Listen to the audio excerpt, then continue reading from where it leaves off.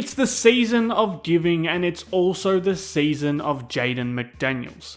It hasn't always been the perfect season for Minnesota so far, but the Jaden McDaniels leap has been real, and it's been awesome. His latest big game, a 27-point night to save Minnesota from an embarrassing loss to the Clippers, was just another chapter in his breakout book this season. Really, it was just what he's been doing all season, but in an amplified role. This wasn't an outlier, it wasn't a flash in the pan game. McDaniels has been doing this every single night. He simply did more of it in this game, with Julius Randle and Anthony Edwards both struggling to get going. Anytime this season that his man shifts off him in the corner to be the help defender on a rolling big like this, McDaniels is now an auto bucket. Here he skates past that closeout and finishes with an insane up and under move, but I think in this game we saw the growth of his ability to attack shifted defenses.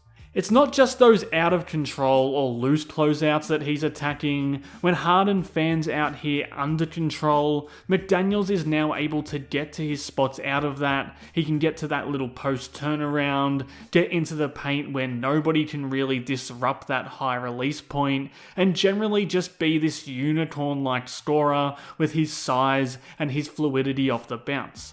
And unlike other seasons, teams do have to commit to these closeouts now. He's still over 48% from 3 on the season. We saw it again in this game. Hand in the face or not, McDaniels is now over 20 games into a legit shooting glow-up. If defenders help too far off him, it's a kill shot now. That used to be the book on McDaniels. His defender was the one who roamed around and helped on Anthony Edwards, or Julius Randle, or even Rudy Gobert at the rim. But he's punished that coverage over and over again this season, to the point where defenses have to take notice and have to change their approach, and that's opened up that off-the-bounce game to all new levels. If a defender wants to creep off him in help like this, they're now running the risk of opening up these driving lanes for him, and he's just too big with too good of a touch around the rim to try and defend him from a compromised position. These improvements have given a different outlook to Minnesota's offense. When he's on the floor, Minnesota shoots 13.3% better at the rim compared to when he's off the floor, which ranks in the 99th percentile for all players this season, and they shoot 6.7% better from the mid-range, which sits in the 92nd percentile. And a lot of that comes from him acting as this supercharged release valve that wrecks defenses when they're helping off him to try and stop Minnesota's other scoring threats. And what we saw in this latest game against the Clippers is the extension of that. His ability to get downhill and get to those spots in a more self-creation type of way. He's not running a ton of straight pick and roll, but he is running off these zoom actions with a handoff flowing into a ball screen. Now he's moving into the middle of the floor, and if the big doesn't step up and his man doesn't get in front, he's one of the best pull-up mid-range shooters in the league. And again, we're seeing him stack these skills on top of new skills. Like here, if he's held up and he's got those gap helpers everywhere, he's now got the handle and the patience to weave his way through and get to the rim. I think McDaniels has always had the touch and obviously the size, but now he's super comfortable with the ball off the bounce, and his cadence going downhill is so funky that it makes him a really tough cover at 6'10", maybe even 6'11". This is a pet play for McDaniels, and that's new for him this season.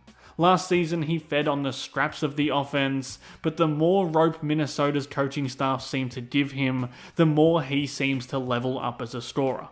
Every single game now, he's involved in set plays designed specifically for him because he's proven over and over again this season he can work off ball screens as a scorer as well as anybody on this team.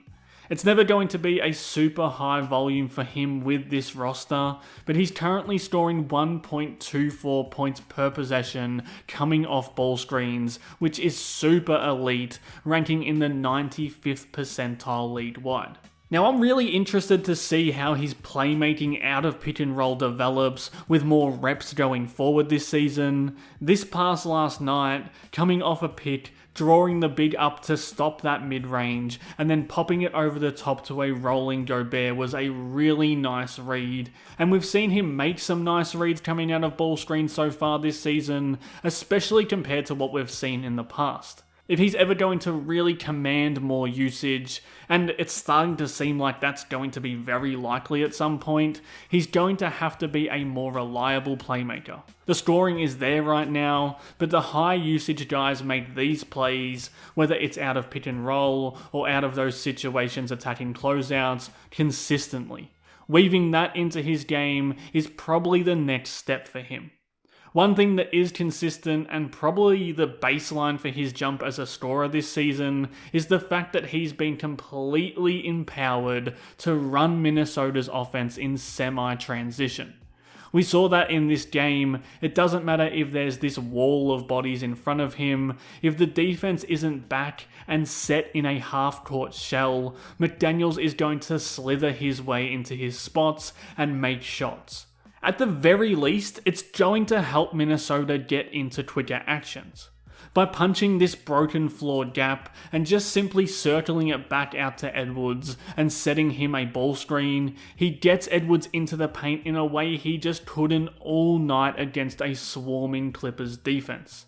He's been doing this every game, all season, and it allows McDaniels to stay productive even on nights where he's not getting as many touches in the half court. If he's leaking out off a missed shot, there's just not many better ways for Minnesota to get into easy offense. So this has been the Jaden McDaniels experience this season, and it has been glorious. He's been super efficient playing off other stars, super efficient handling the ball in actions, or when his number is called in the half court. He's been a knockdown shooter and a transition starter and finisher. And this has all been about his offense.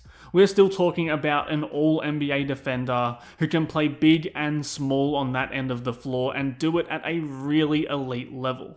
The last thing now is for Minnesota to probably just lean into him even further and see if his game can keep withstanding usage bumps like it seems to be able to. If you want to see more Jaden McDaniels and more breakdowns like this one, hit subscribe and drop a like or a comment to help this channel grow. And if you want to see more of me, Howls and Growls, check out the Worldwide Wolves podcast on YouTube and everywhere that you listen to podcasts. Thanks again for watching.